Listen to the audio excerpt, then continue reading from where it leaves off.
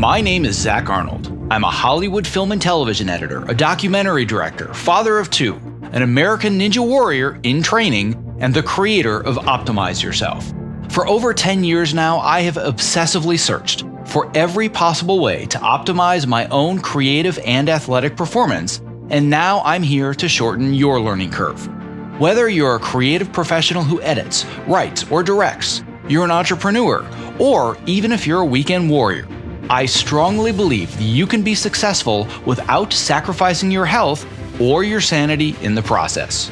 You ready? Let's design the optimized version of you. Hello and welcome to the Optimize Yourself podcast. If you're a brand new optimizer, I welcome you and I sincerely hope that you enjoy today's conversation. If you are inspired to take action after listening today, why not tell a friend about this show and help spread the love? And if you're a longtime listener and Optimizer OG, welcome back. Whether you're brand new or you're a seasoned vet, if you have just 10 seconds today, it would mean the world to me if you clicked the subscribe button in your podcast app of choice.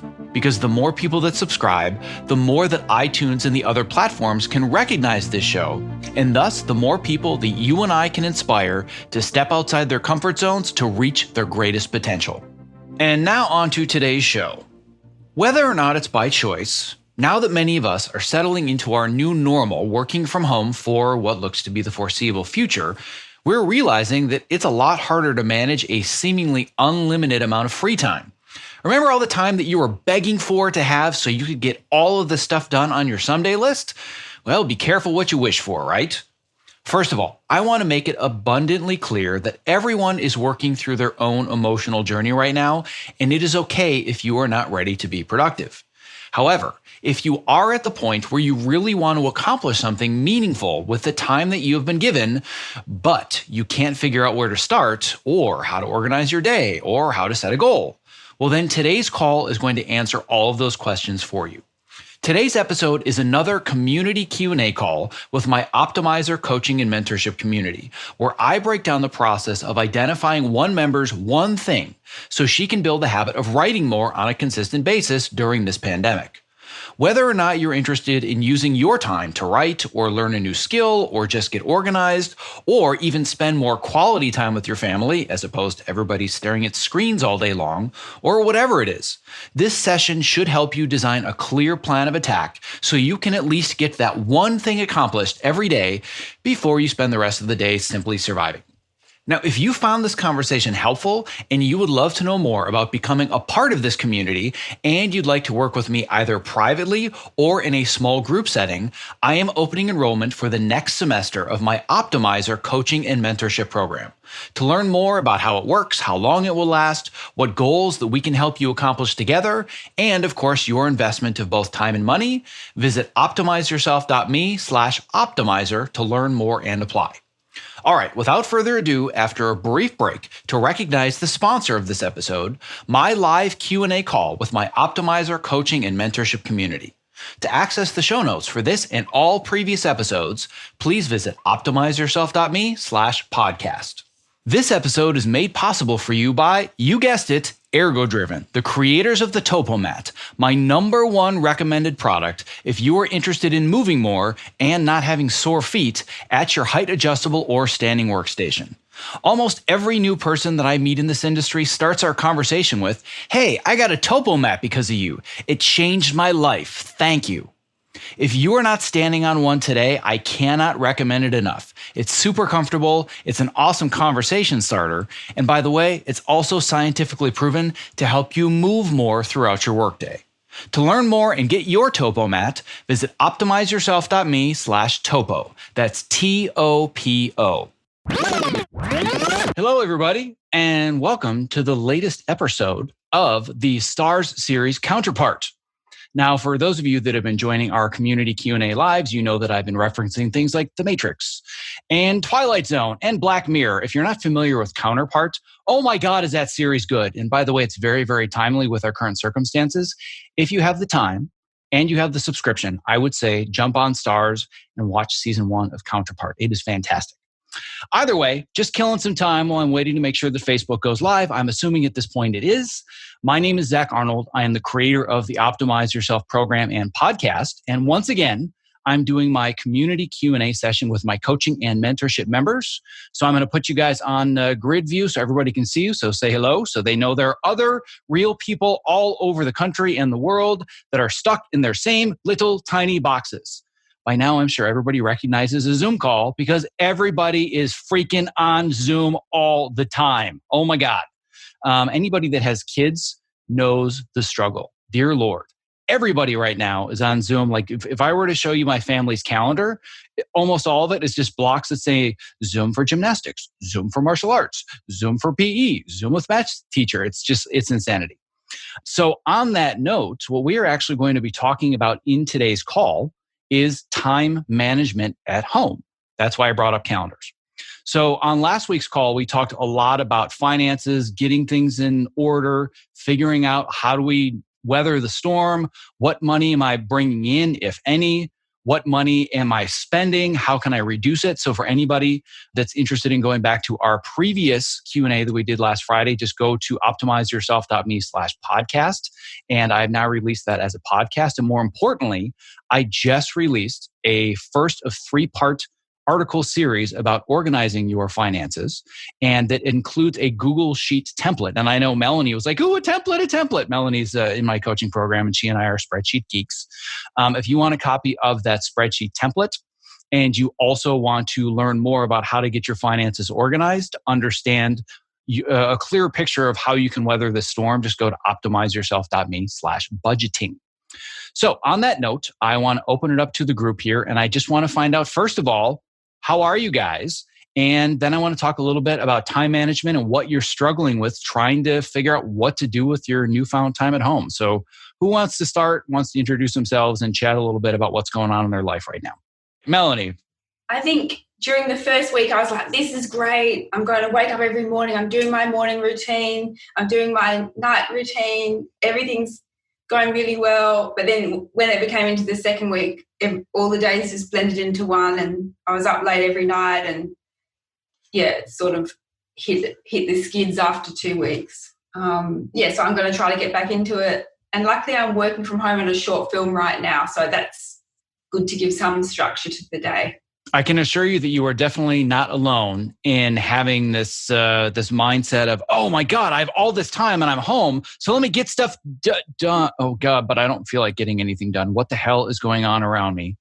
I'm done. Okay, I'm just going to watch TV. That's it. Can't figure it out, right?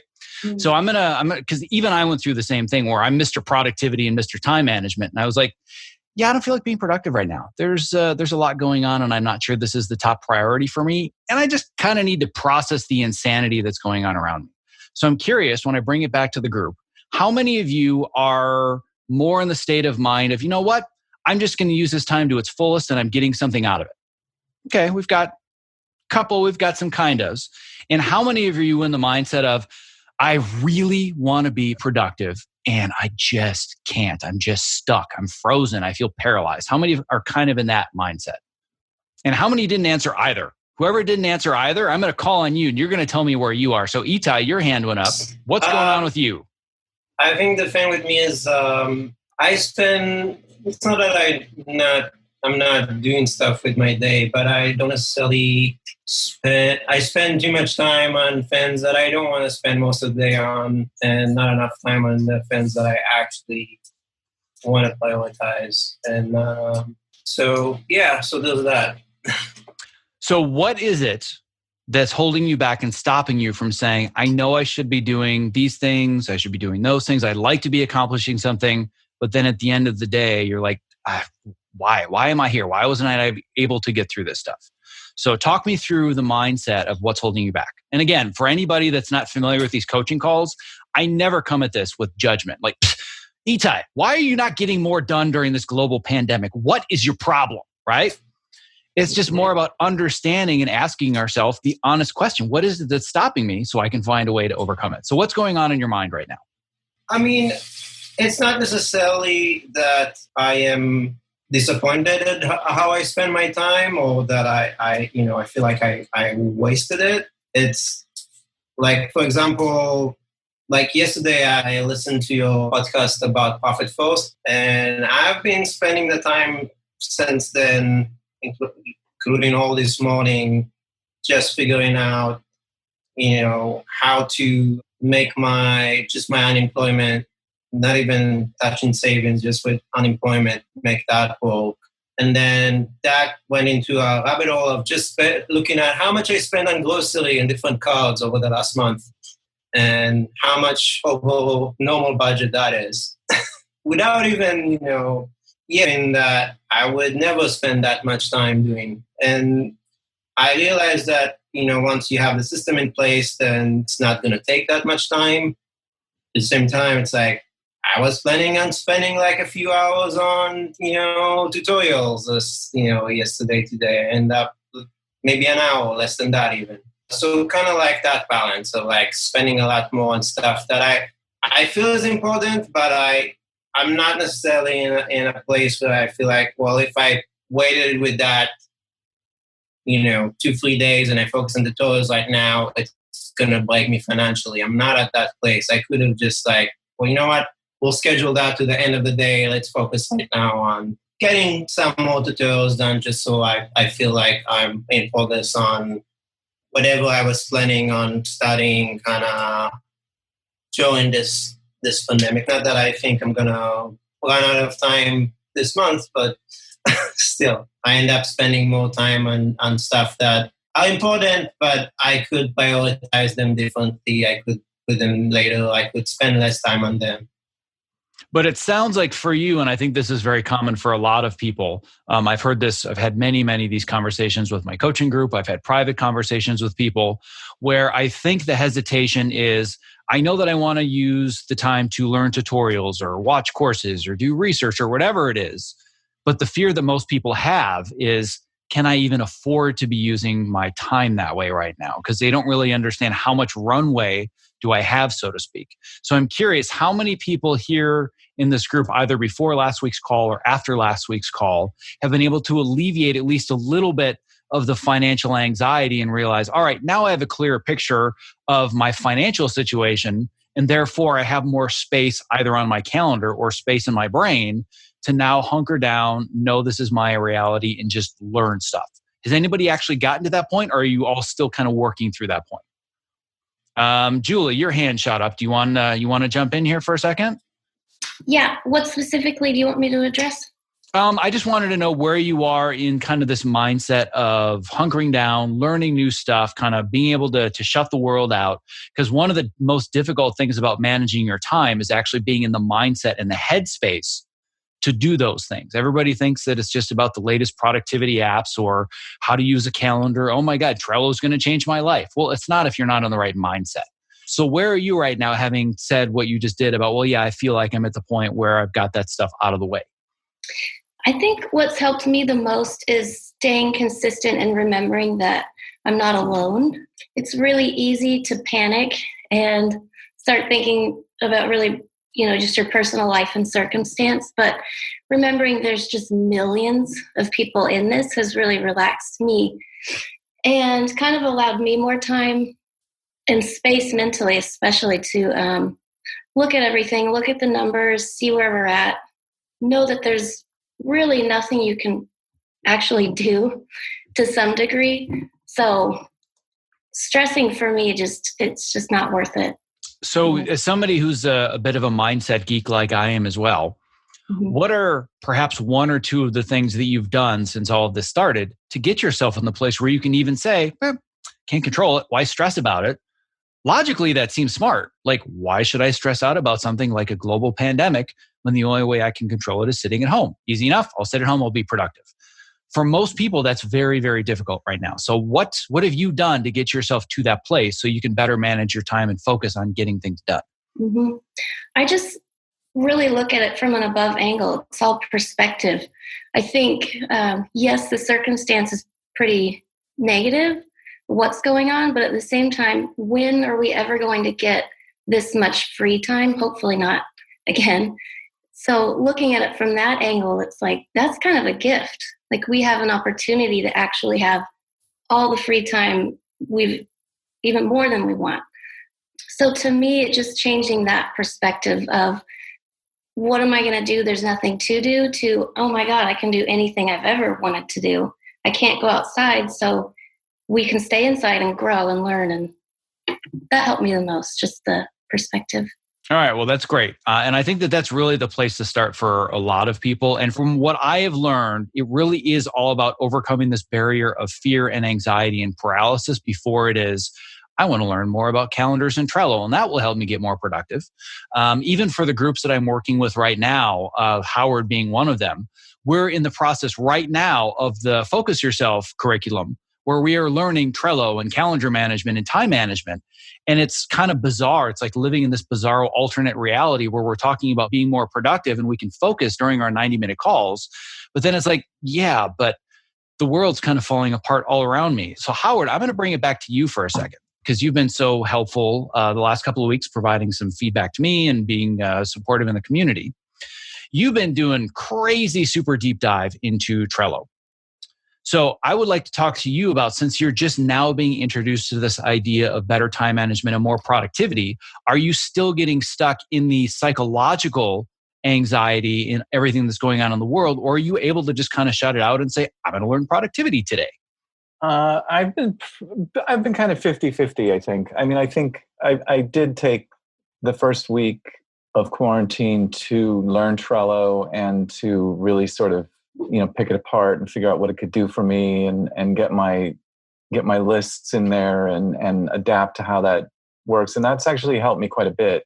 I think the temptation, the other 50 part is the temptation is, like when quarantine first started, I was like, great, because these books aren't going to read themselves, and like I was like, oh, there's so much free time. But my natural inclination is with free time is to just sort of fritter that away like a box of jujubes and not really, use it for anything important. So it's really the Trello list and the work that we've been doing has helped me definitely kind of set tasks for myself. I think it's also helped that I'm here with somebody else who is still working. He wakes up and goes from 9 to 5, and that kind of helps. Him blocking his time also helps me a little bit. Kind of go, okay, what am I going to do for the next hour, so that like 4 or 5 hours just doesn't disappear. I think for me, that's been the key, is looking at fragmenting time a little bit instead of thinking of like, oh boy, I have all day to just, and then it's 5 o'clock and it's gone, which has happened once or twice. But I'm going to throw it back to the group. I'm going to see if anybody can relate to that at all. Anybody feeling that? Yes. So I can understand that as well. I personally, and this is completely my own doing, and I can't blame anyone, but I've been busier than I have been in years. So this whole, what do I do with all this free time? Like, I don't know what you guys are talking about.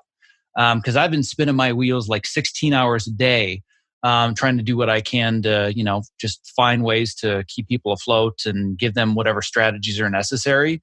So my calendar is kind of all over the place. And both Debbie and Julie, who are now kind of becoming members of my team, they can attest to the fact that I'm kind of a chicken running around with my head cut off right now. So I know that that's where the minority of people are, and the majority of them are still in a position where all of a sudden they have all this newfound free time, but they're not really sure what to do with it. So are there any specific challenges where we can really dive into the weeds and we can workshop somebody's obstacle or roadblock right now, where they say, I really want to be able to do this. I know I should be able to do it, but I just can't. Is there anybody that kind of fits into that category, or is it just more, there's a lot going on in the world and I'm not really sure what to do? Or is it like, I know I want to do this one thing and I can't? We're going to bring you in here, Aaron. What's going on with you? So my situation is a little different because I can still work, but I'm also trying to but it's not the work I want to do. So I'm trying to figure out how to put time together to do the career work and the stuff that I do want to do in terms of getting to where I really want to be. And, so it's hard, but some of the stuff happens on like, oh, this is a good thing, go out and take it. And so it's sort of more like I think I have to sort of split. I can't say I can do this from 10 to 1 or something. I can say that I can do this when I'm not making money, basically. So then you're in a position where you can still potentially generate income and you can work from home for what you do specifically. Yeah, I mean, I'm not making a ton, but yes, I can make. I have to make at least some money right now because I haven't figured out the unemployment for me. I don't know if anyone. I'm wondering actually if anyone has figured out the freelance unemployment situation, because when I go and look at it, I can't find it. Anyway, that's another thing. But I am curious about that, if anyone's gone through that. So yeah, so my challenge is really, I have a lot of ideas right now, like to put out those letters, notes, like emails just saying, hey, hope you're doing well, blah, blah, blah. I've done a lot of remote work. If you need something like that, I'm here. If you need, and basically put off a real sort of soft, email like that.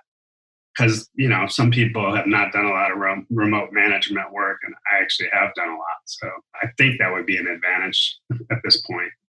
But I haven't tested the waters and, just trying to concentrate. And just my other time is, watching whatever, new movie, new TV show. And I'm still learning the piano, so that's cool. Well, there you go. That's an excellent use of quarantine time, right? Yes. Yeah. You're going to come out of this thing Liberace. Right. So there's that positive. Yes. So that's good. So to dovetail off of your comment or question about if anybody is going through some of this unemployment stuff or these stimulus packages for freelancers and self-employed and whatnot, that's been my entire life for the last 5 days. Just going through article after article after article, digging into all of the incentives. I'm actually have been contacted by several larger publications in our industry that want me to contribute specifically to help people understand how to manage the financial ramifications and organize it all into like a simple step-by-step, look at this first, look at this first, look at this first. So if you can be patient, you're probably going to see something that hopefully answers all those questions for you by the middle of next week at the latest. But even the steps of are those going to include the steps of just how to actually, I haven't worked much this year in that world. So how do I qualify if I don't have any income until, except for the income that I have otherwise, which shows I can actually work. Just trying to figure out if there's a way around it where I don't work and I make, and I get the stimulus out of it, because I don't enjoy doing what I'm doing. It's, it is dangerous to a point at this point in time. So I don't know. Meaning you're still going out and working? Yeah. Oh, so I was under the impression you said you were picking up work remotely. You're actually going into facilities. Yeah. Oh, okay. Yeah. So then in that case, we want to try and avoid that if possible, for sure. Yeah. So I'm not going to say that I have all the answers, because frankly, nobody does right now. And it's, kind of a cluster, as far as all the stimulus and the government programs are concerned. But as far as breaking it down and to at least making it easier to find all the information and step by step know what you can or cannot qualify for or where to look up more information, that's what I'm putting together. Is kind of like, here's all the resources you need to care about. Here's the order that you should go through them in. Cool. Because I've gone to the EDD site and I can't even figure out how to apply. Well, yeah, that's because their website's just a disaster. There are other options as well, depending on if you have a corporate entity or a DBA. Like there are a lot of different various options, different stimulus packages. So yeah, there's a lot going on there, and it's kind of a mess, kind of a total disaster, as Howard is letting me know in the chat right now. I think it's going to slowly, it's going to find itself. But what I was writing in one of the guest articles that I'm doing with another publication right now, they actually asked the question, do you think that any of this will ever actually come through? Do you think that these payroll checks are going to come through, the stimuluses, the grants, whatever it is? And yes, I absolutely think they're going to come through. But for the people that are thinking, oh my God, I have to pay my rent or my bills in 2 weeks, I need this check now, not going to happen. You're going to have to plan accordingly, knowing this is going to take them a while to figure this out, because they went from having no system to needing to distribute trillions of dollars to hundreds of millions of people. These are the same people that run our post office system. Just going to put that out there. This is going to take a while. There's an article basically saying that now people who thought they were getting their checks in April might get them in August. Yeah. So anybody that thinks they're going to get it soon, they're going to have to find another plan. However, I do think eventually it is all going to get figured out and people are going to get, for the most part, what they're due. But I think this false expectation that, check is going to be wired to my bank account and I have it in a week. Yeah, right. Not going to happen. So yes, do I think we can count on it long term? I do. Do I think we can count on anything short term? No. I think that we need to batten down the hatches and we need to slim down as much as humanly possible. And we need to find other ways to weather the storm until that safety net does arrive. So I guess we could go more into the topic of finances. And I know that you guys had all had said in our private Slack channel that we wanted to talk more about productivity strategies. So you guys tell me what would be the best use of our time to provide value first to everybody on this call. Where would be the best place for us to go next? Is it going to be time management, or is it going to be talking more about all this nerdy financial stuff? Itai, you've got your hand up. Okay, as far as financial, since we did talk about financial last time, what are we continuing from last time and to what degree of detail? I think also, since a lot of people did prioritize time management, I still feel like that should be a big chunk of the conversation, even if we are still making some time for financial questions. Sure. Okay. Well, let me bring this question out to the group. How many of you here, I believe almost everybody here, has gone through at least a portion of the time management section. Actually, now that I look at it, so maybe a little bit more than half of you have gotten to the point where we've gone through the time management section, deep dives in calendars, Trello, all that good stuff. How many of you are actually using some of those strategies right now to help you block out your day and get focused on what you actually want to be doing? So we've got a hand from Zora, we've got a hand from Patrick, we've got a pen hand from Howard, we've got a hand from Melanie, and Debbie's got her hand up, but she hasn't even gone through that section and focus yourself. So that's great. So let's say hi to Debbie. Debbie, what's up in your world? Yeah, I haven't gone through your program, but I know it has a lot to do with Trello, and I use Trello to sort my days and try to prioritize the things that I need to get done each day. One thing I am having trouble with is I keep wanting to get more writing done, and that keeps falling to the bottom of my list. Or it somehow gets I sit down to write, and suddenly my mind is like, oh shit, I still have to call the bank, and I still have to like all these other things. I still have to email this person and check on this, and all these other things keep getting in my way. And then I'll get a phone call from my sister or someone, and I'll end up talking. And it's great that now we have all this time that we can talk to friends and talk to family that we don't usually have time to talk to. So I don't tell them oh, I really need to do this. I actually spend the time and talk with them because all of this is important. But it seems like at the end of the day, I haven't got the one thing that I really wanted to get done. So how many here, I want to address all that, but I do want to throw a question back to the group. How many of you feel this crazy, weird sense of overwhelm and obligation to all of a sudden connect to everybody and do phone calls and Zoom calls? And you're like, where did my day go? I've been on the phone all day long, right? That's definitely me. I have been on the phone, mostly Zoom, literally the phone, but I've been connected having conversations with people 8 hours a day.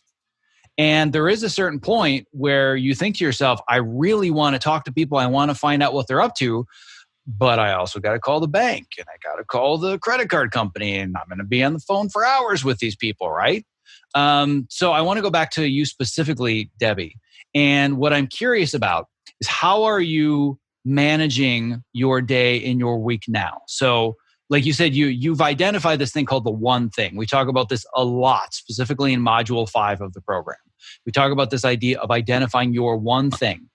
And you have identified that your one thing is that you want to write. And I'm assuming that means writing articles, blog posts, and whatnot for your blog, correct? Mm-hmm. So what is your process in advance to make sure that you can prioritize your time accordingly and hopefully get that taken care of? Like I said, I put it all in Trello, and I kind of manage things okay, these are the things I want to get done. And I try to block out a specific time during the day that I'm going to write. But like I said, when I sit down to write, there's just all sorts of distractions, or my mind goes to other things. And then, before I know it, the next time on my Trello block comes, and now there's a Zoom call, or there's something else that I had already scheduled. And so then that writing time kind of seemed to disappear very quickly. Got it. Okay. So how many people can relate to this idea of I have something that I really know I should be doing? Maybe it's not even something the outside world expects, because I think that we've all lost a lot of the obligations of things that need to get done. So now it's like, oh crap, I'm the only one that has expectations, and they're inner expectations, and I don't know how to meet my own inner expectations, which is very, very common for a lot of people. And we go deep into the psychology of this in the program. So most of you are like, yeah, we know about the whole expectation thing. What I'm curious about is how many of you have been intentional and said, I want to be able to at least get this thing done, my one thing done. And then it's the end of the day and you're like, so that didn't happen. Is that happening to other people? Is this a kind of a fairly common occurrence? All right. So what I want to do, if this is going to be useful for you guys, so I want to workshop this a little bit with Debbie. Would everybody here be okay if we did a little bit deeper dive into Debbie's calendar and figured out how to get her to stick with her one thing for the day? All right. How about all the nebulous people that are inside my camera that when the cord goes out, somebody magically hears this conversation? How many of you would be interested in learning more about how to get your one thing done? Even if the rest of your day completely goes to crap, you've gone to bed knowing that your one thing is completed. Let me know in the comments, and we're going to start diving into this. So my goal by the end of this call, Debbie, is for you to have a more regular practice of getting your writing done every day, multiple times a week, whatever it is that your goal is. So we're going to start there. So what is your goal as far as writing is concerned? We're going to build the habit of making sure this one thing gets done on a regular basis. I probably have a couple goals. So like one goal is that I'd like to just build a habit of writing every day, because I know once I do it every day, it comes a lot easier. But on top of that, I also like to publish articles, only one every other week. And so when all this happened, I thought, okay, well, now I should be able to manage once a week being able to publish. And that hasn't happened. So I guess there's kind of multiple goals. And now that I'm thinking about it, I'm rethinking, like, you know what, like this whole thing, like, I feel like I just need to lower the bar and that adding on to what I was already doing maybe isn't productive right now, or maybe is just asking a little bit too much. I guess paring back would be just being able to write a little bit every day. It doesn't even have to be like, just for me, it would just be a writing habit of like 20 minutes every day. And that could be whatever writing I have. And then I'd like to keep up with the every other week blog post. Got it. Okay. So where I want to start is actually, you've alluded to it a little bit. I think this is incredibly useful. This is much more important than, all right, well, let me show you how to make a time block in BusyCal and put it on the calendar every day. I can show you how to do that in 2 minutes. The odds of you sticking with it regularly are a whole different ball of wax, and we've got to dig a lot deeper into psychology to make that happen. But if anybody wants to know how to make a time block, that's pretty simple. You go to your calendar, you say add new event, you name the time block, and you add the date and the time. Done. There. You know how to time block. Thank you very much. I'll be here all week. So the first thing I want to talk about, which I think is imperative for following through with your one thing, is that you need to set proper expectations. It is my belief that one of the core fundamental reasons that people burn out is they do not set proper expectations. Especially given everything that's going on, we have to reset our expectations. So if we go back to before the world completely went down the toilet, were you able to regularly write every single day? And were you able to publish at a minimum one article every other week, which was your original goal? Yes, I was able to publish every other week, but I did not necessarily write every day. No. So now, given the new set of circumstances and giving any additional anxiety, fear, paralysis, or all of the other things you need to attend to that are much more pressing, that are much more about survival, organizing finances, getting mortgage payments reduced or deferred or whatever it is, knowing that those things really take precedent, do you think that it's fair to have a similar expectation of, well, now I'm going to set up this habit to write every day, and I'm going to not only publish every other week, I'm going to publish every week? Does that seem like it's setting a realistic expectation? Fairly judging by the past couple of weeks, no. Probably not, right? So I've had to do the same thing where I set very high expectations for myself and I've had to reset them. I had a whole slew of goals that I wanted to accomplish this year, 95% of which had to do with in-person networking. All of that got deleted very, very quickly off of my calendar. But then I said to myself, what is the new reality that I'm in? I can't do anything about this. Like we talked about earlier, the first mindset is just kind of releasing control, saying I can't really control what's going on. I can't control my behavior. I can control the fact that I'm going to take responsibility and not go to the beach and, not go to church, and don't even get me started on all of that madness. So once I take responsibility for myself and the people around me, and I realize I really can't control the situation, well, now I need to reset my expectations based on the mindset that I have right now, based on the amount of energy that I have and the amount of attention that I can give, especially given that so many people want to connect and be on Zoom. And I think one of the challenges, and maybe other people on this call are feeling this as well, the immediate assumption that everybody has is, well, you're not doing anything right now, right? So let's chat. And I think that's what gets us into this trap of now everybody wants to connect, because we just assume, we have this picture in our minds. Well, if I'm sitting at home doing nothing, everybody else must be sitting at home doing nothing. So I just want to connect with them. So we know that the first step for you is resetting expectations and resetting your goal. So understanding after the last 2 to 3 weeks what your new reality looks like for the foreseeable future, let's reset a goal for you. What do you think is a feasible goal as far as writing? I mean, I guess writing a few times a week, maybe. Well, right now we're talking about process. I want you to set a goal. Is the goal that I want to be able to publish every other week still? I want to publish once a month. So let's look at the result. What's the result that you would like to set? Okay. I definitely still want to keep up with the every other week. Okay. So I think that that's probably realistic, given that you were able to do it in the past. And yeah, there's a little bit of a roadblock and some speed bumps with everything that's happened. But it seems like once you settle in, get some of the financial stuff out of the way, and you realize I've got all this time available to me. So you're saying it seems realistic. I can probably still publish every other week. Yes. As long as you don't have a brand new editor that's rewriting all your stuff and tearing it to pieces, right? Mm-hmm. So if anybody doesn't know, Debbie is now a new contributor to the site and a fantastic writer. So I want to make sure that you check out her site, Happiness and Training. Check out the article that she's written for the site already. And she's going to have a new one that we're going to workshop soon. So hopefully this will be one of the next 2 that you publish. But going back to this idea of looking at the system, we know that the result, the outcome that we want is to continue publishing every other week. So now let's talk about what are some of the obstacles that are going to stop you from publishing every other week. I guess, well, one is just my own mind because I don't know, there's just a lot of distractions that are keeping me from being able to write coherently right now. And then also, I guess, I don't know, maybe I'm overscheduling my days.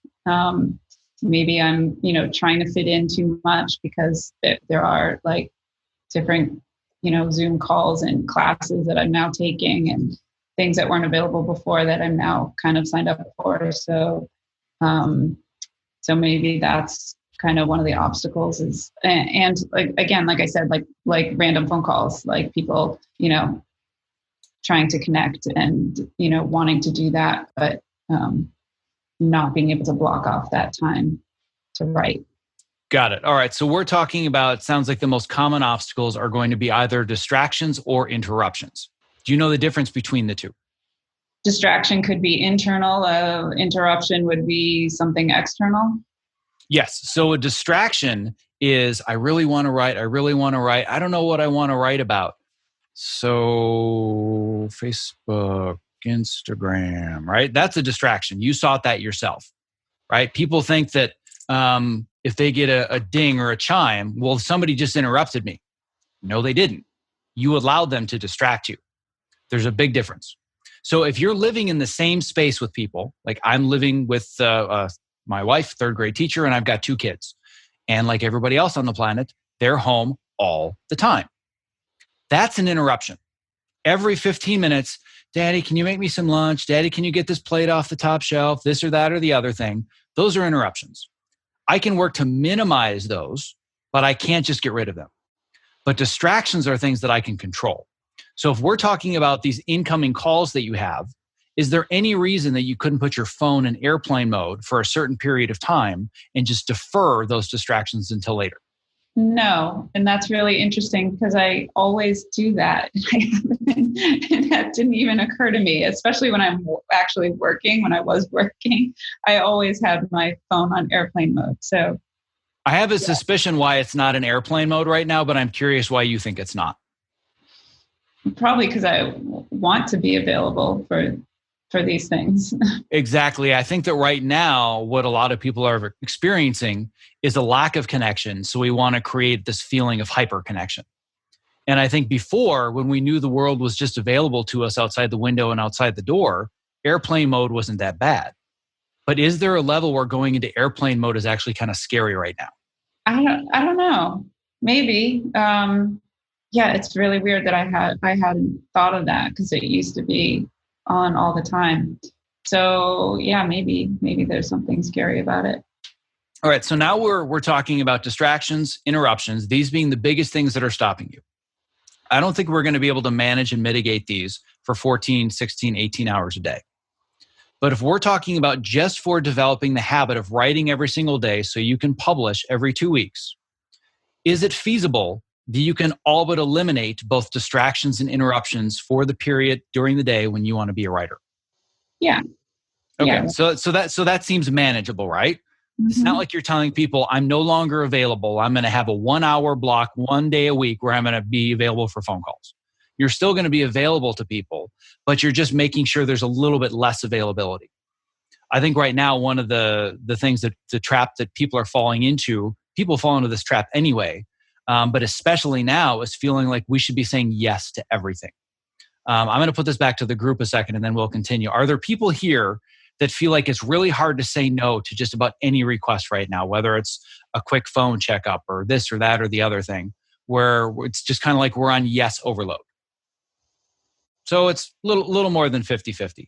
I am the king of saying no. Like I'm very clear that I have spent years and years saying no to people and turning down opportunities and turning down obligations and being focused on what I want. And even I have been very much stuck in the cycle of feeling like I want to say yes to everybody just out of a feeling of empathy, right? I don't want to turn somebody down knowing that we're all kind of in this headspace if we all need something. And I don't want to say no. But sometimes we have to if we want to at least get our one thing done for the day. So you're not saying no to the world. You're just saying no to the world for 30 minutes to an hour a morning so you can write or whenever it is. Right? Does that make sense? Yeah, absolutely. So assuming we manage distractions and interruptions, what else is going to be an obstacle that will stop you from writing?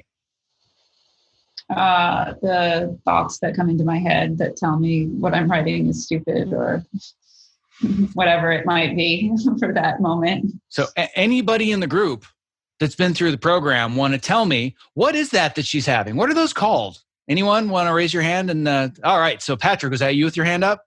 So Patrick, what is Debbie talking about? My favorite word, limiting beliefs. I believe that's a limiting belief that you have, Debbie. So how can we help you overcome this limiting belief? Knowing, and again, I'm going to take everybody through the whole system. We've set the goal. The goal is I want to publish 2 articles a month, every other week.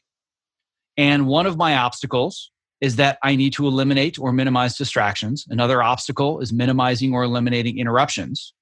But now we've gone to something that's a lot deeper, which is a limiting belief. So let's talk a little bit about this limiting belief of why am I even writing? I suck at this. Nobody wants to read it. Why am I wasting my time? Where is all this coming from? Boy, have I put you on the spot right now. Hot seat, baby. Wow. I didn't know we were going here today. I didn't either. It's jazz, baby. It's jazz. I don't know. Don't all writers do that? You said you wanted to write every day. This is what it's going to take. I know. No, I mean, what I need to do is, what has been helpful in the past with that is when I actually sit and like meditate before I write. And then usually that helps to kind of clear away some of that negative thoughts, that critical mind that comes up every time I write. So that can help. But where it's coming from, I don't know. Where do any thoughts come from? Well, I find that they usually have some source. A question that I've been asked before that really kind of surprised me, and I'm not necessarily expecting you to have an answer right now. And maybe you'll recognize this because you and I have worked with similar people in the space. So maybe you've been asked this before. But does the voice that's telling you that you suck at writing have a name? No, I don't know. I kind of call it my shadow sometimes. Because it's funny, I'm not going to go into the details of this, but when I was talking about a very specific limiting belief that I was dealing with, the name came up immediately, and then the person came up immediately, and it was a very real person in my life that was speaking all this into one ear, telling me I couldn't do all of these things. Mm-hmm. So I knew where it was coming from, and once I realized that, it was a big realization of, oh, okay, now I understand why I'm not doing this. So I'm not saying, like, again, you need to have the answer, but it's something to think about a little bit deeper. I know how nice it would be to just use Trello to figure out how to write every single day, but this is so much more fun. So now that we've at least recognized that you have this limiting belief that is holding you back from writing, you've identified one potential action plan that you know works for you, which is just doing some form of meditation, quieting your mind so you can get in front of the computer and you can start writing. What's the next thing that's going to hold you back from just pounding away and banging out 2,000 words a day? I mean, I think it's a lot to do with just the circumstances right now. You know, like I'm not used to all the weirdness that's going on, and the, you know, just the whole state of everything, and trying to figure out where we're all at in it, and, you know, trying to write about it at the same time. It brings up a lot of judgments, I guess. I just have a lot of judgment around it and around how I'm feeling, and if other people can relate, and if it sounds stupid, or, you know, if people are going to, I don't know. It's just a lot to process, I guess. So, which is kind of like writing is kind of one of the ways that I process these things. So writing on my own, like not for publishing, has been a lot easier, and I can do that and just sort of write free form in that way, which is another thing that I could do before I sit down to actually write like an article. That actually really helps too, because it just sort of gets all those things out, and then I can have a clearer head to write an actual article. Yes, that's great. You nailed two areas that I wanted to get into, one of which is reframing the goal based on some of these limiting beliefs and these fears. You brought it up already, and I was going to go down this road anyway, of the writing process being therapeutic for you. So what if instead your goal is not to publish every 2 weeks, it's to complete an article every 2 weeks, and publishing is optional? Would that help alleviate some of the judgment and the fear of, why would anybody read this, and I'm not a good writer? And what if it becomes therapy and you're still going through and revising and structuring it so it's readable, but you're not putting the pressure on yourself that it must be published? How would restructuring the goal change your mindset going into the blank page? Yeah, I think that would help. Although I don't know if it's just sort of like a mind trick of like, oh, I don't know. It might help. Yeah. Well, if it's any consolation, I have multiple unpublished blog posts. Mm-hmm. I have like this huge long post that I did about all the theories in the Karate Kid, and like all the like the deeper lessons behind it, which, by the way, I wrote like 4 years ago, before I even knew Cobra Kai existed, and I worked on it. But I was like connecting Karate Kid to time management and bullies and the industry. It was just this whole thing. To this day, it's still sitting there. And I'm just like, someday I'll use this. But I needed to get it out of my head. But I didn't have the judgment or the worry that I had to publish it at any given time. So let's alleviate some of that pressure. And yes, maybe it is a Jedi mind trick. And you know in your mind, you're probably going to want to publish it anyway. But let's alleviate the fear that it has to be published, and you're just going to write it for the process of writing. I think the next big thing that you're talking about when it comes to actually sitting down and writing, you said, well, but maybe if I had collected my thoughts beforehand and I had gotten a little bit more organized or expressed those thoughts, is there a world where, in addition to the blocks that we're going to create for you to write every day, we can also prioritize blocks for you to organize and you get your thoughts prepared for when you're going to do that writing? Yeah. Do you mean like writing an outline?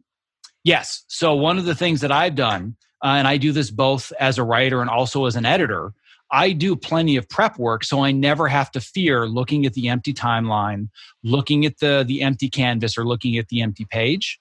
I make sure that I've done enough groundwork so the momentum is already there. So by the time I actually start the creative process, I've worked through a lot of it in my head and through outlines and through notes or whatever. So do you have a process similar to that?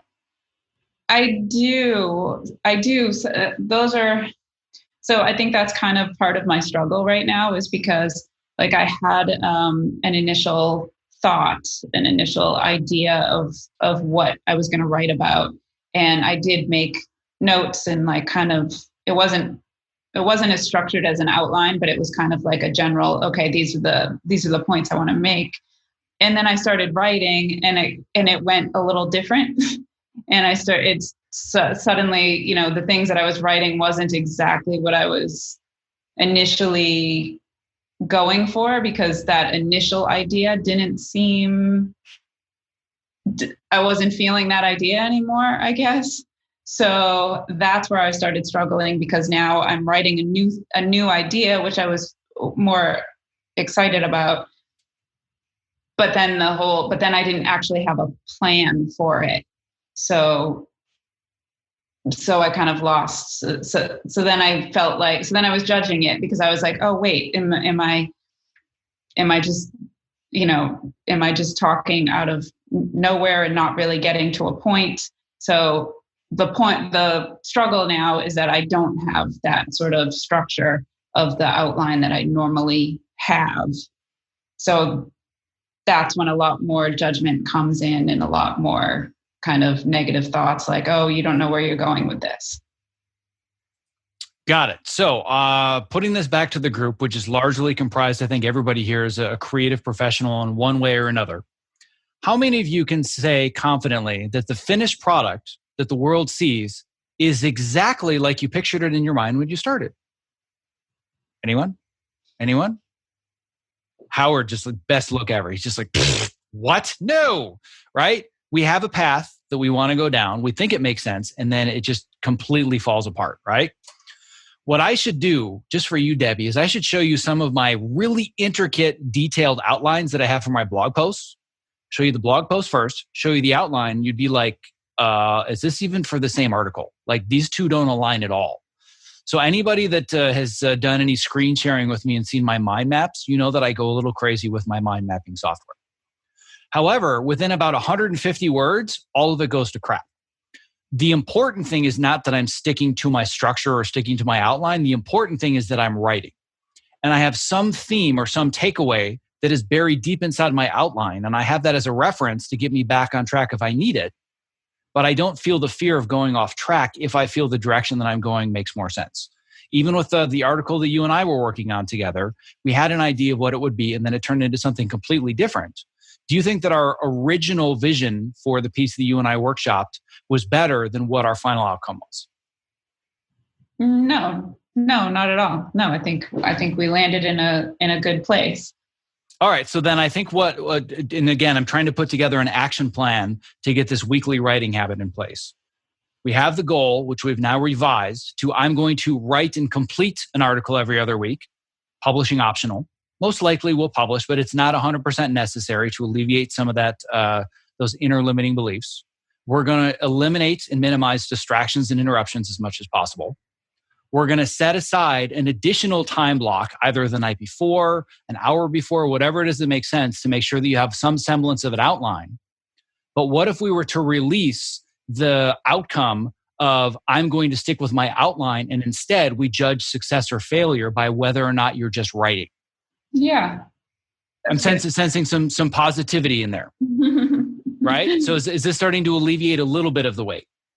Yes. Okay, yes. So we've talked about some of the practical things that we can do. Now let's actually get this thing on the calendar. The next question that we want to ask is, realistically, again, setting proper expectations for our current reality or lack thereof. What realistically do you think makes the most sense for you as a writing habit on a daily or weekly basis to reach the outcome of completing an article every 2 weeks? Like, how often do I need to do it? Yes, because there are a lot of criteria here that many may not be aware of. So if you said that I want to write a novel well, how many words are in a novel? Let's say 50,000. You need to say, I want to have the novel done by this time or the first draft. Therefore, I have to write X number of words per day. So based on the amount of time and the amount of output that you want to create 2 articles a month, give or take how many words is an article? So let's just talk about one article right now. They end up being usually between, I don't know, like 1,200 and 2,000 words. Okay, so let's use 2,000. That's easy math. Let's say 2,000 words. Or, when you get stuck working with me, the 2,000 ends up being 5,700 because I have that effect, which is ironic being an editor. But let's say that the number is 2,000 even. So the goal is that I want to write 2,000 words. It's easy to say, well, that math is simple. That means that I need to write 1,000 words a week because I want to write a 2,000 word article every 2 weeks, which means I need to write 200 words a day. Tell me why that doesn't work. Why that doesn't work? Because, yes. I don't know, because some days, I'll write 600 words and some days I'll write 0 words. Well, how about, and I would agree with that, but what I'm more looking at is specifically, if you were to write 200 words a day and you did it consistently, then that means that you have written a 2,000 word draft on the day that you need to publish it. Right. Right? Does that make sense? Yeah. Yeah. But as soon as you write your 2,000th word, are you in a position where you're like, all right, I hit the publish button, I'm done? No, absolutely not. No. So what do we need to build time for? Editing and rereading and revising and restructuring and all the fun stuff. So how long does that take you? If we're talking about percentage wise, if 0% is I don't have an idea and 100% is I click the publish button, what percentage of time do you use rewriting after you've written 2,000 words? Well, that all depends. Normally it is kind of the night before. So it's like, I don't know, 25% of the time or maybe up to like 35% of the time. Okay, so let's use 35%, a third. So that's easy enough. Mm-hmm. So that means that if my math is good and went to public school, so my math might not be so good, but we're talking give or take, 35% of your time, which means that it's going to take you, two-thirds of those 10 days. It's going to take you 6 or 7 days to get your 2,000 words and and I'm not saying full days, I'm talking about days that you have those time blocks, right? So let's say 6 to 7 of those days are for first draft. The last 3 days are for revisions, if we're going to break it up evenly, which I know usually doesn't get broken up. So now how much of this percentage of time is going to be preparing to write before you've written a word? Probably like another 25%. All right. So now the math is starting to get fairly clear. We're talking about 50% or less of your time is actually going to be writing words or writing your original draft of words, which is the most important part, correct? Correct. So if we're going to say 10 days, again, just simple math, I know that life doesn't work out this way, but in a perfect world, we're setting aside 10 days of equal time blocks to write an article. We now know that only 5 or so of them are going to actually be writing. The rest of it is either going to be preparing and outlining, or it's going to be revising, polishing, and publishing. Does that sound fairly accurate? Yeah, that sounds right. So if we have 5 days and we have 2,000 words that need to be written, what's the math work out to per day? You're asking me to do math right now? I am, sorry. 400. Yes. So on average, and never ask people to do math on live calls. It's a rule of live streaming. Don't ask people to do math on the fly. So yes, you would want to do about 400 words per day. So give or take, I'm not saying you can't write 399 words. You can't write 401. Like some days can be 800, some days can be 0. But in general, is 400 words in a day sound like a pace that's unsustainable for you? No. Okay, so how long in general do you think that it would take you to write about 400 words? Give or take 20 minutes, maybe. Wow. Okay, well, you're a faster writer than I am. I wouldn't be able to bang out 400 words in 20 minutes. So if we said half an hour, would that seem reasonable? Yeah. All right, so now we know that we're going to need 5 half-hour blocks just to write the first 2,000 words, which means that we have 5 blocks available that are left. Do we think that we can use the first 2 to 3 blocks just for the outline? Is that enough time? So a half hour for 2 or 3 blocks. I don't know. That can be tough because that's really where the time goes, is like really trying to figure out what it's about and where I want to go and what I'm talking about. So yeah, that probably needs more time. All right. So now let's look at the tail end of it. If we know that we have 2 to 3 half-hour blocks left over once you've written your first draft, is that enough to do your revisions? 2 to 3 half-hour blocks. Including publishing if you choose to do so. And again, not required based on this goal, but most likely there might be some publishing duties involved. Right. So no, I probably need maybe twice that. So what have we learned so far walking through this whole process from top to bottom? That I need a lot more time. You need more time. So I'm going to throw this back to the group again and throw this to people out in Facebook land as well. As creatives, when we have a project that we need to do, whether it's editing a scene or writing a scene or painting a picture or whatever it is, how many people find themselves drastically underestimating the amount of time they need to complete something?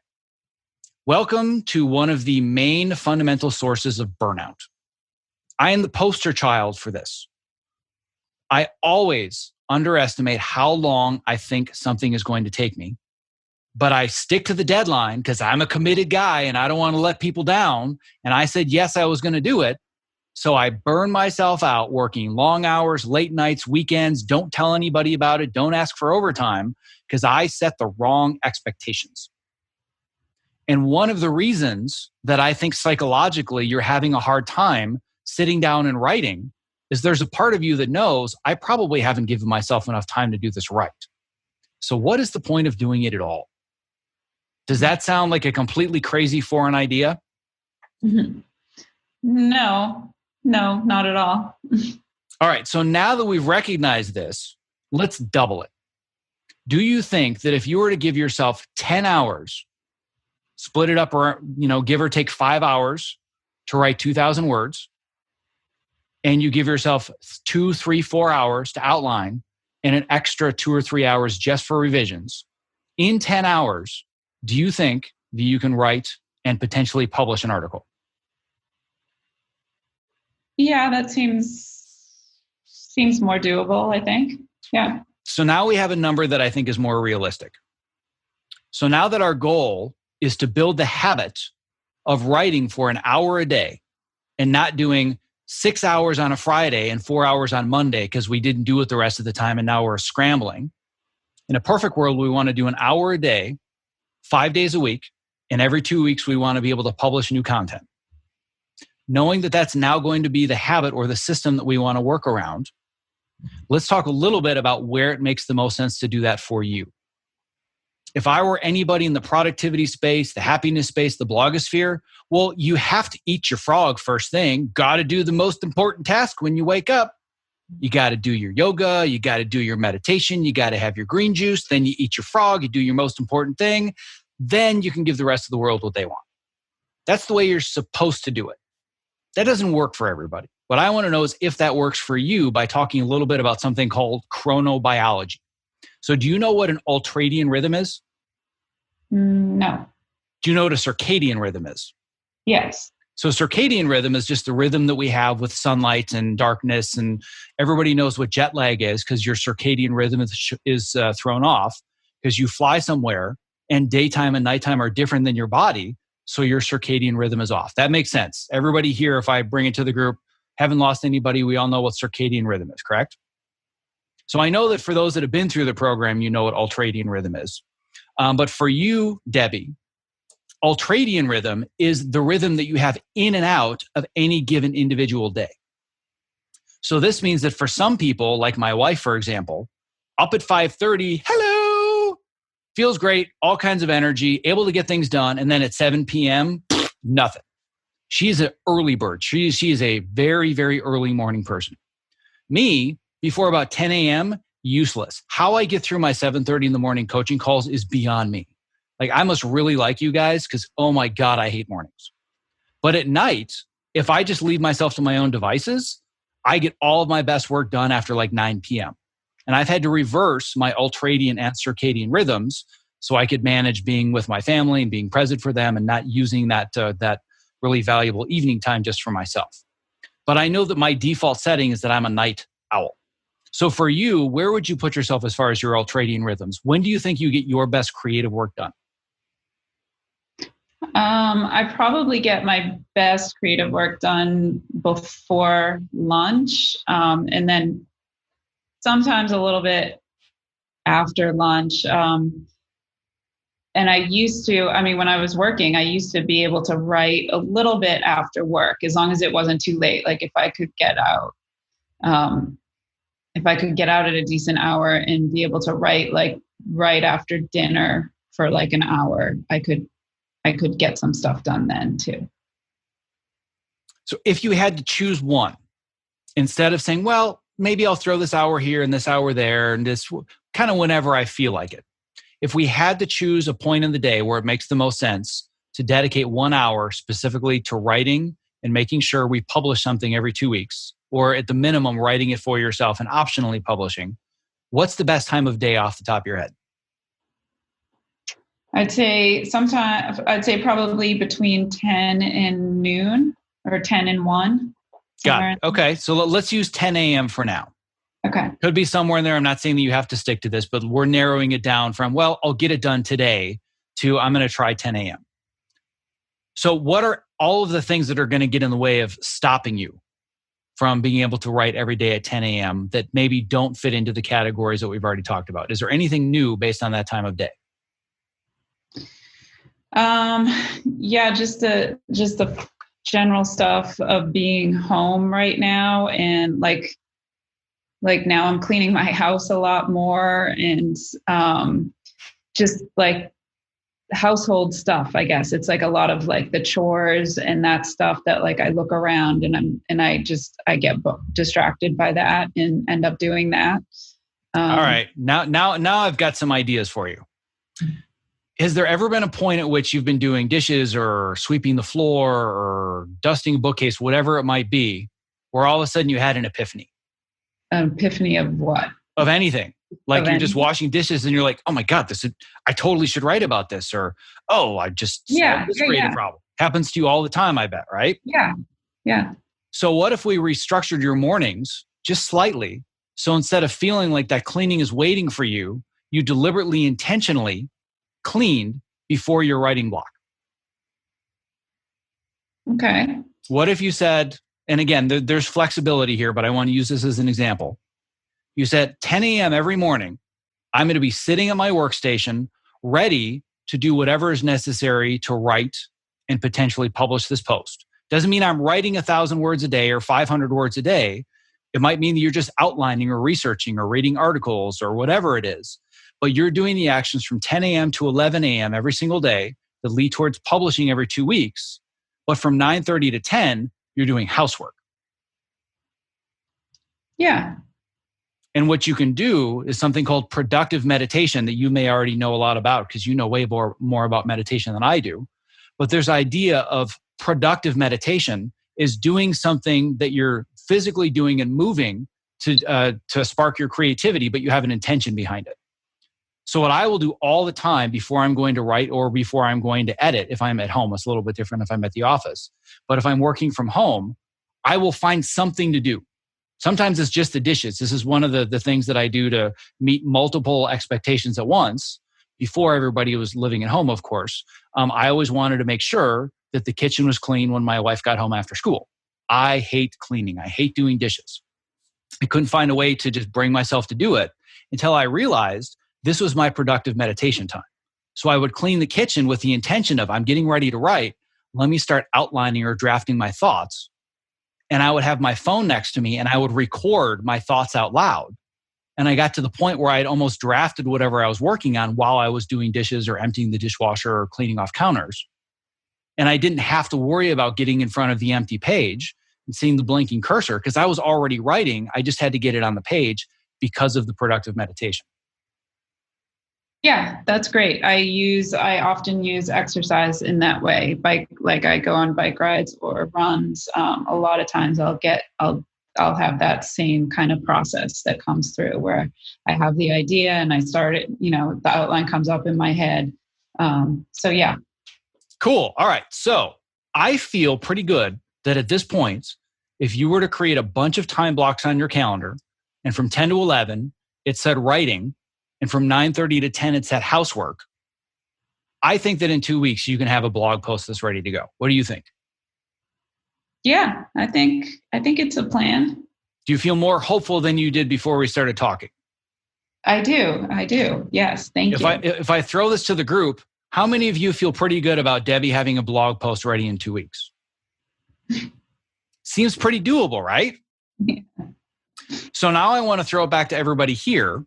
Were there any insights, ideas, or things that were confusing or you can't figure out how to apply to your own situation to be able to take that conversation and say, oh, well, I could do something similar to achieve this goal or get myself more productive at home trying to do this? Are there any other examples or any insights that have come out of this kind of tear down for anyone? Raise your hand if you want to chime in. All of a sudden, 3 hands went up immediately. I've already talked to Itai and I've talked to Julie. So Anne, since you're here late, I'm going to call on you and I'm going to put you on the hot seat. Oh, okay. I've been trying to write too, but mostly I record because I have, a little voice recorder. Primarily, I just talk about treatments. But Debbie, are you an editor? Yes, I'm an editor. Okay. Well, when you edit, you're telling a story, right? Correct. So the thing about it is that writing is just words without the picture and the sound. So, maybe utilize how you construct a story, as a writer, the same way you construct a story as an editor. I don't know whether that makes any sense, but, you've been telling stories as an editor for a long time. So it's just another way of telling a story. You just aren't working on an Avid. I don't know. What are your thoughts about that, Debbie? Because I've got a couple. I think that's a really interesting insight. I'm curious what your thoughts are on that, and then I may play the devil's advocate for a moment. I've thought about that a lot, and you're right. It is just a way of telling stories. For me, I think it's most helpful after I've done the first draft and after I've got the story out, and then I feel like I step into my editor's shoes and think, okay, is this clear? Can I restructure this? Does this need to be restructured? And that's where I feel like the editing component comes in. I see. Yeah. So the blank page is a little bit, that to me is not so much the editing part of it. Okay, I understand. I think that the difference for me, and again, this is not me disagreeing with you, Anne, at all. I think your insight is really, really strong. I just come at it from a different perspective. Having been an editor for the majority of my career, but also now being a writer and having directed several things too, I find it so much easier to tell somebody else's story than it is to tell my own. And as soon as all the responsibility is on my shoulder and the buck stops at me, and if somebody judges the work, well, I can't blame anybody because this is my idea out of my own head. There are a lot more limiting beliefs and fears that come out versus, well, it's my job to take all this crap that you gave me and make it look like something, right? I'm just here to polish your turd. So I'm going to do my best, but at the end of the day, I can go home, but it's still going to be your turd. So there's a lot less responsibility, and obviously I want to do a great job and I want to be a fantastic collaborator and I want to help somebody express their vision, but there are a lot less fears when it's somebody else's work. People can judge the editing, but ultimately when they judge the story or judge the project, they're not judging me, they're judging where the idea came from. But when I'm writing something that's my own idea or comes from deep inside my own beliefs, or I'm directing and sharing my own story, there's so much more fear. So I find that separating those two can sometimes be very, very difficult. And we have a fellow editor / director in the room. I know this is going a little bit off topic, but I'm kind of fascinated by this. And Patrick all of a sudden perked up because he knows I'm talking about him. So as an editor / director as well, which is similar to editor / writer, do you see differences in these that could maybe help anybody overcome some of the limiting beliefs that are stopping them from taking action and doing their one thing? Differences in, these two approaches? The mindsets of being a director versus being an editor of somebody else's material. I'm trying to think of the mindset shift. It's funny because you laid it out so perfectly just then. Like, I related so well to that. Like, I'm here to polish your turd mentality. But more than that, just the responsibility of having to tell your own story. And before that example, it was like, yeah, I was thinking back to just when we were working on our about pages for our websites. If I had to write someone else's about page, easy. I could do that all day long. When it comes to mine, that responsibility, it's like, oh my God, those perfectionist tendencies kick in, and then you become a little insecure because you're wondering about how you're presenting yourself and how you want to be perceived. And there is definitely much more responsibility, I think, when you're telling your own story and you have, when all of it comes out of you. I mean, I relate to the same thing in the production of my own films. It's like, I think so often as an editor, you can always point the finger to someone else and be like, well, look, man, this is the best I can make with what you gave me. But when I'm directing it and funding it and helping shoot it, it's like, this is all on me. This is the best that I can make of what I brought to the table. So I just feel like a lot more responsibility in that regard. But, at the end of the day, no matter what perspective you're coming to it from, there's always just an element of we're just going to roll up our sleeves and make it work either way. And it doesn't always have to be a painless process. Like, sometimes you just have to beat the crap out of it and force your way through the process. Sometimes for me, it's just a matter of you just have to start.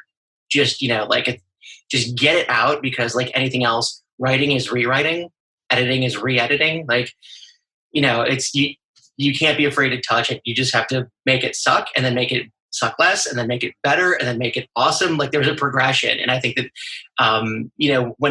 when all the responsibility is on you, you feel like you're going to be different from all the other projects you've edited. Just because it's you doing it, you're going to come out and your editor's cut's going to be like the lock picture cut. It's going to be amazing. And that's never the case. It's the same trial and error, slog, challenging obstacle course of a creative endeavor that it always is. And I think we just need to let ourselves know that it's okay. Like, you can even pretend that you're the producer and you can yell. It's like, I also thought of when of Ron Howard, like when he's in an editing room, he'll just kind of break the ice with his editors and go who shot this crap? Who directed this crap?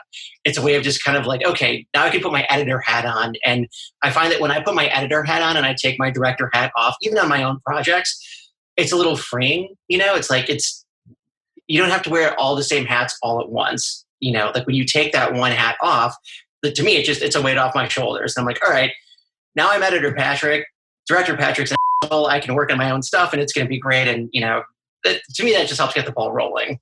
Yes, I would agree with all of that. The thing that I want to extract from here to kind of tie all this together and wrap it up, I'm going to throw this back to Debbie.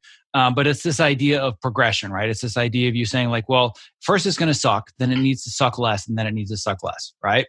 So my philosophy I would say one of the core reasons that no matter what it is that I go after, I'm able to get what it is that I want to get and achieve what I want to achieve, is that I just fail faster than everybody else. I just fail over and over and over, and I do it as fast as humanly possible. Debbie, you've watched this firsthand. You and I have run a mud race together.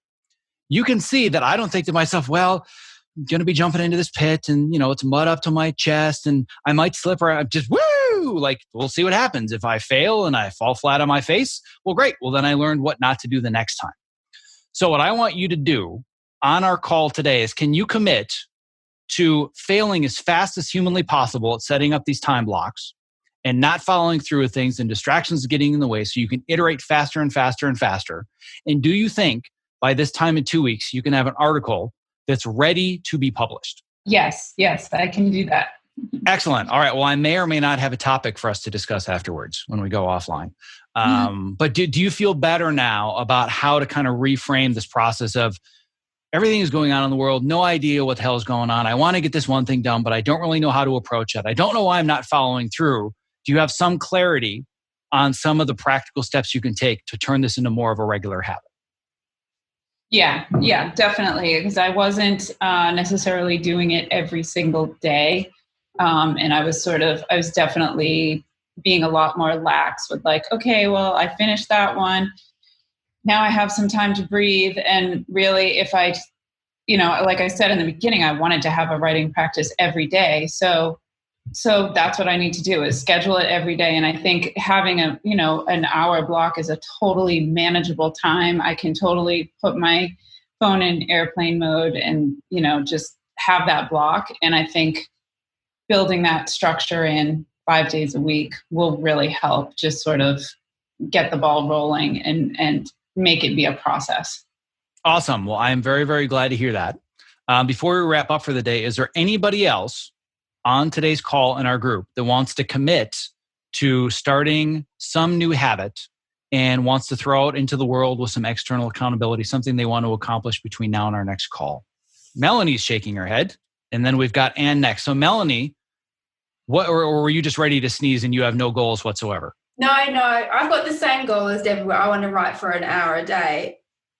You know that from the course we did, and then we sort of went on to other things for a few months, but I'm going to get back to that. And after listening to this, I'm going to do an hour a day. Excellent. Is there anybody else that wants to commit to accomplishing whatever their one thing might be between now and our next call? Howard wants to put himself out there. What do you got for us? I'm going to make mine a softer goal because I'm doing okay on the hard goals, but I would like to do a half hour of reading every day that's not related to my projects, just reading for pleasure, I guess you'd call it. Okay, I was going to say that's a perfect way to put it. You're going to spend 30 minutes a day reading, but for pleasure. Right. And one additional caveat I'll add is that the words corona or virus cannot appear in any of it. It can't be the news. No news. Of course, that would denote it would not belong in the pleasure category anyway. Unless you're specifically very dystopian. But I've gotten better about reading since this started. We started a digital sunset, this concept of a digital sunset at 10 p.m., which has helped both of us read quite a bit more, I think. The phones go away, watches go away, computers go away at 10 p.m. Got it. Oh, awesome. All right. We've got that commitment. Any other commitments that we want to make before we drop off the call? And Aaron is enthusiastically raising his hand. So Aaron, what have you got for us? So I want to commit to an hour a day to putting together a GTD for the next 4 to 6 weeks or something. Put a plan together and really start going after this stuff again. Awesome. So how do you feel about the GTD process? Being on this call reminds me, I went through all this. I know all this. Maybe I should, go through the course again. That might be one thing to do. That's what I was going to say. Instead of saying I'm going to commit to the GTD process, what if you said between now and next Friday, I'm just going to revisit Module 5 and I'm going to revisit and relearn all the steps and the structure that I need to go through. And then next Friday, you can say, I feel good about this. Here's what I want to use it to accomplish. Yeah. Is that enough to commit to? Yeah, absolutely. Awesome. Anybody else want to commit to something that they want to get done at home to be more productive between now and next Friday?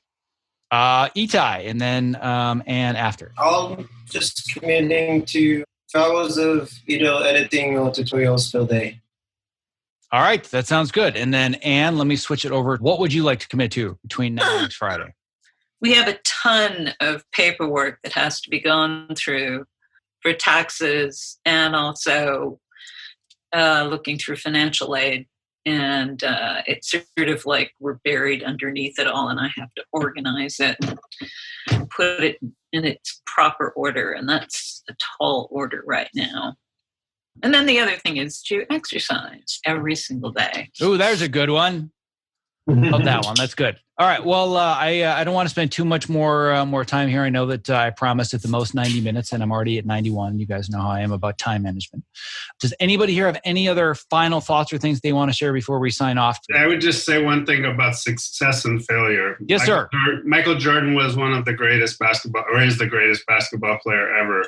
He failed more than he succeeded to get there. So take that to your next level. I love it. That's fantastic. One final question that I want to address that I actually got from the Facebook community more than once. I'm not going to go into this too much in detail, but somebody was saying, how can I actually get on the Zoom call? Well, that's what being a part of the Optimizer coaching and mentorship community is all about. You guys have been working with me for months and months and months. Some of you newer to the program. Some of you have been around forever. How you still show up to these calls, I don't know. More power to you. Why you still want to listen to my voice drone on and on is beyond me. The point being that anybody that is watching right now thinking you want to become a part of this community, If you want to be an optimizer, just go to optimizeyourself.me/optimizer. It's that simple. You will learn more and we'll go from there. So on that note, I wanted to thank everybody that I have here in my Zoom community today. You guys are literally the reason that I keep going every single day amidst this pandemic. If I didn't have you guys in my Optimize Slack community and I didn't know that you were there and all of our little boxes everywhere else, I would probably just sit and stare at the wall for 12 hours a day and pet my cat. So I appreciate immensely that you guys are here, that you guys keep me going. You give me a reason and a motivation to keep creating this content. And I appreciate everybody that is out there in the world of Facebook Live. Just wanted to thank all of you once again. I want everybody here to be safe, be healthy, be sane, and be well. Ditto to you, dude. Yeah, take care. Thank you for listening to this episode of the Optimize Yourself podcast. To access the show notes for this and all previous episodes, as well as to subscribe so you don't miss future interviews just like this one, please visit optimizeyourself.me/podcast. Now, if you found this conversation helpful and you would love to know more about becoming a part of this community and you'd like to work with me either privately or in a small group setting, I am opening enrollment for the next semester of my Optimizer coaching and mentorship program. To learn more about how it works, how long it will last, what goals that we can help you accomplish together, and of course, your investment of both time and money, visit optimizeyourself.me/optimizer to learn more and apply. Thank you for listening. Stay safe, healthy, and sane, and be well.